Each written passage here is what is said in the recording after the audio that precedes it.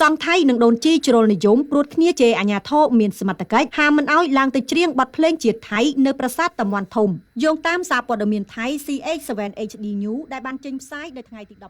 12បាទនេះគឺជាសកម្មភាពរបស់បុព្វជិតរួមមានព្រះសង្ឃហើយនិងដូនជីមួយក្រុមពួកជាតិនិយមសៀមព្យាយាមធ្វើដំណើរទៅកាន់ប្រាសាទតាមាន់ធំរបស់ប្រទេសកម្ពុជាដើម្បីច្រៀងបទភ្លេងជាតិរបស់សៀមនៅទីនោះប៉ុន្តែត្រូវបានបង្អាក់ដំណើរដោយអាជ្ញាធរមានសមត្ថកិច្ចនៃប្រទេសកម្ពុជាហើយបង្កឲ្យមានការទាស់ទែងគ្នារហូតដល់ជេរប្រមាថអាជ្ញាធរមានសមត្ថកិច្ចរបស់យើងទៀតអញ្ចឹងព្រឹត្តិការណ៍នេះធ្វើឲ្យសម្រាប់ខ្ញុំមានការឈឺចាប់ហើយនឹងសរសើរផងដែរទាំងភាគីកម្ពុជាទាំងភាគីសៀមឥឡូវយើងនិយាយពីភាគីកម្ពុជាវិញយើងនឹងឃើញអាជ្ញាធរមានសមត្ថកិច្ចរបស់យើងអត់ធ្មត់មែនតើបាទអត់ធ្មត់ហ្វេត្បិតតែត្រូវជេរប្រមាថដោយជនជាតិសៀមទាំងនេះព្យាយាមអត់ប្រើអាវុធទេអត់មានអំពើហិង្សាទេអានេះនៅអាមេរិកគេបាញ់ខ្ទេចចូលមកអញ្ចឹងណាបាញ់បន្តិចខ្ទេចហើយអត់មានកំហុសអីទេព្រោះនេះចូលលក្ខណៈឈ្លានពានណាពេលឥឡូវយើងនិយាយពីសៀមវិញសៀមយើង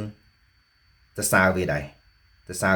វាមានចលនាជានិយមខ្លាំងក្លា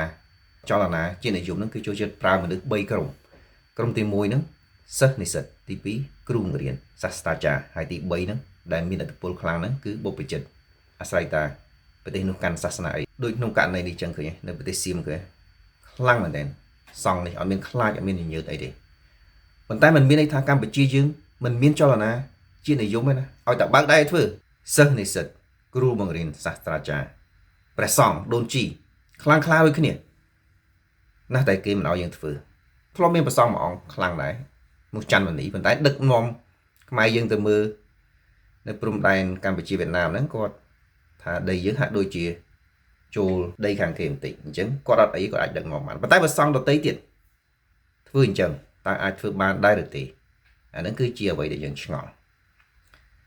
អាចនឹងប្រឈមមុខទៅនឹងការចោទប្រកាន់ថាជាពួកទៀមពួកបះបោពួកអីដែរឬទេខណៈដែលសៀម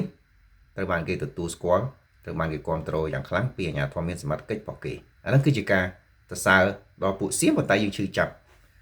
សម្រាប់ខាងយើងវិញធ្វើខ្ញុំនឹកឃើញដល់ប្រសាសន៍របស់បណ្ឌិតកែមលី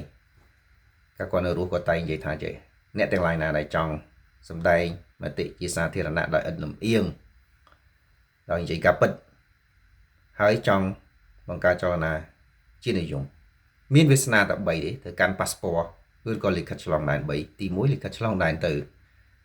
មន្ទីរពេទ្យទី2លិខិតឆ្លងដែនទៅពន្ធនាគារហើយទី3លិខិតឆ្លងដែន